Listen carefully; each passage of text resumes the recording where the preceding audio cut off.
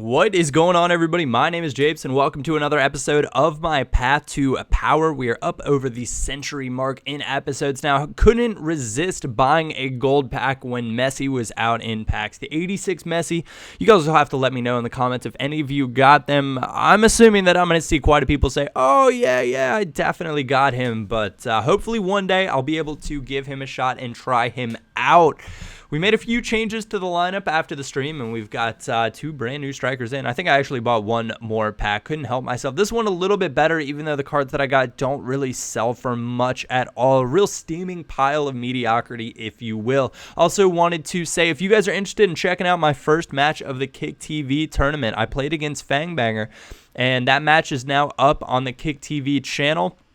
You can, I'll leave a link down for the video in the description down below. I was PSG and she was Manchester City, and it was an interesting little watch, at least I think so. So on we went into our first match with the Path Power. We've got our Norwegian strikers. We got Shaqiri at right mid and Neymar at left mid. Neymar a little bit tired, didn't quite realize that. And we come up against this guy, 4-3-2-1, very strong side. Nani and Ben Arfa, plenty of skills up top, and both have the ability to cut inside, and literally this is practically off of kickoff. What on earth was I doing? The answer is sleeping. That is terrible defending. All my fault. I should never have let him slip inside that easily, and he managed to get a snapshot that the keeper parried away. Absolutely brutal. Same thing, 32nd minute. Terrible defending. If you watch that back, I just took Felipe Santana and just ran past him like a chicken with my head cut off. I had no idea what I was doing at the beginning of this match. We're now 45th minute, and thing in the 45th minute, you do not want to lose possession in their final third, because as long as you have it in their final third, odds are the whistle will not blow. You can get one more chance like that. Neymar knocking it in at the near post to bring us a little bit closer going into the half. Hopefully a little momentum. Now it's Husa getting big and Nottingham the header. That's actually what he is best at for me, is scoring header goals. I don't really necessarily enjoy El Unici and Husa as silver strikers. I'm not exactly sure why. They are very good. They are very pacey. They've got 4-star skills. They've got everything that I should like, but for whatever reason, their combination just isn't really doing it for me. So I'm going to sub out both of them, put on Alexander Pato and Wellington, as well as put on Michel Bastos for Neymar, because Neymar is a tired guy, all the way down into the orange fitness bar. Now we're 90th minute. One more chance. It's Bastos using his fresh legs, getting forward, finds Wellington. Wellington's going to see Pato making a run in between the center backs. Little heel clicker inside. Oh, there's the body feint that we love. Steps inside, tucks it in just inside the far post. Give me that winner. A little bit of dirty talk in its own right, getting the 3-2 victory in the 90th minute. A very, very hard-fought match. Coming back from 2-0 down, scoring 3 unanswered. Very, very happy with my team for that. And we are moving on. This is the Messi Cup now. Don't forget, we're moving on to the next round. A few contract cards to be played out, and I could use a German goalkeeper with with Felipe Santana, so I could get Manuel Neuer or something like that in at the back if I stick with this team.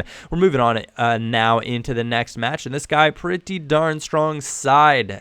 Very, very pacey at the back. Abate, Armero, Chiellini, and Ogbonna makes it very, very difficult to just get in behind, but we managed Husa again. Header goal off a corner in the 35th minute, giving us an early, well, not an early lead, but a lead hopefully going into the half. And we'll watch it one more time. Does well, just a little left trigger, right trigger to step inside the defender. We're now just after halftime. Very sloppy defending again, beaten by a 1-2, and I was holding second man press and ran over there myself, leaving the runner wide open. When you're defending, you always want to defend the runner, because everybody wants to play a through ball in this game, and we're actually headed into penalties in this. There was really nothing else that happened in the match other than going straight into penalties, and he gets a perfect one off right down the middle.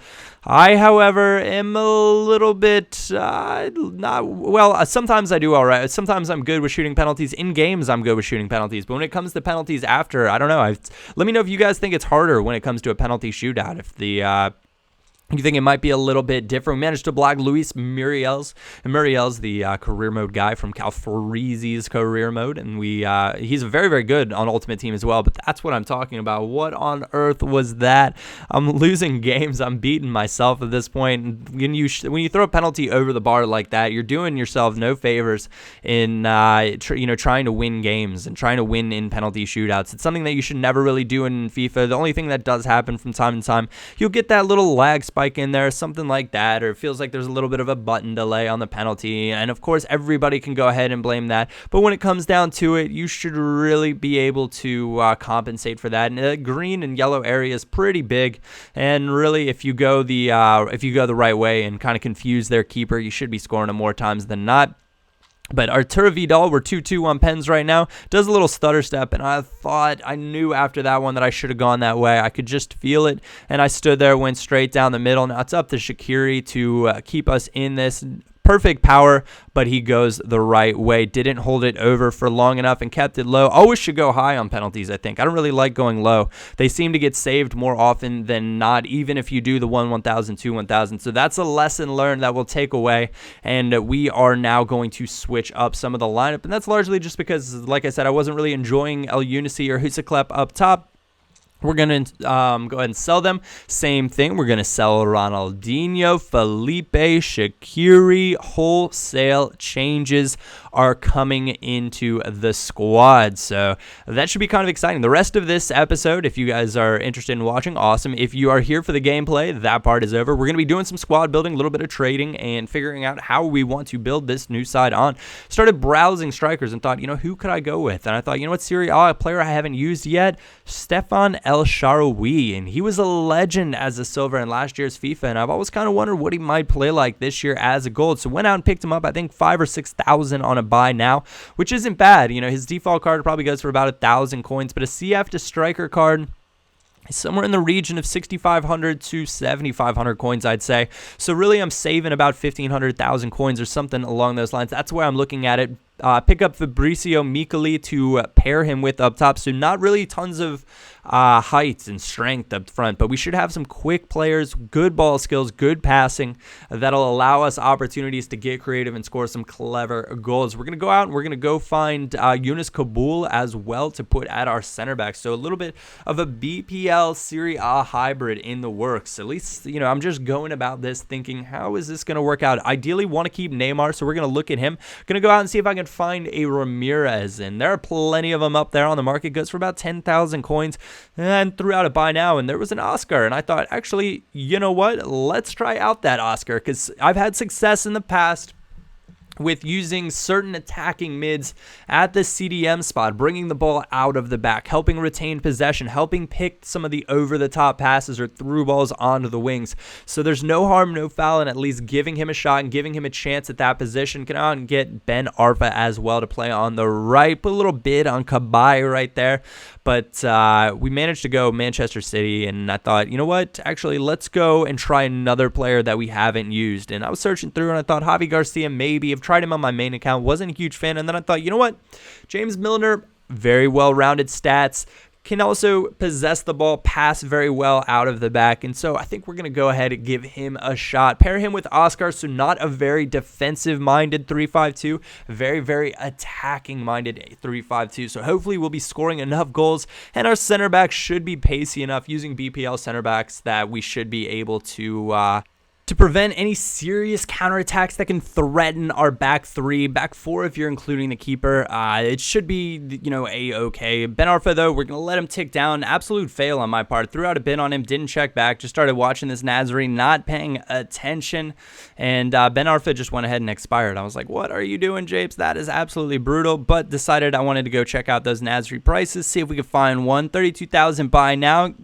Add him to the watch list, but that should work for me. Going to go down a little bit and go see if we can find a Ben Arfa. Haven't used much of Nasri on this game, though. I know Manchester City in head-to-head is just an unbelievably strong team. Pick up Ben Arfa to play that right mid. Nasri is going to be our attacking mid. We've got Milner in there as well to make sure Nasri is on full chem. Even though he doesn't get any chemistry off of the left mid or either of the strikers, it should still work out in our favor. So we've got a nice new hybrid side built. We've got Neymar thrown in there with 2 Serie A strikers and a BPL defense and right side. Pretty strong hybrid. I'm pretty happy with it at this point in time. We're going to see how the matches go out in the next episode. If you guys would leave a like on this, it really does help me out. I got asked how it does help me out, and it essentially shares the video and lets more people see the video, and it gives my channel and my videos more exposure, which in turn does, really just helps me grow, and that's awesome, and it's fun, and I do appreciate all of the support. Anyways, guys, that is where we're going to come to a close on this video. I want to thank you guys for watching, of course. Other than that, my name is Japes, and I will catch you all next time.